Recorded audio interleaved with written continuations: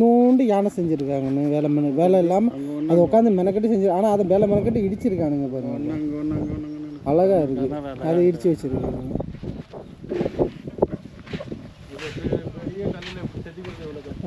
அதை போய் உடச்சி வச்சுருக்காங்க பாருங்க.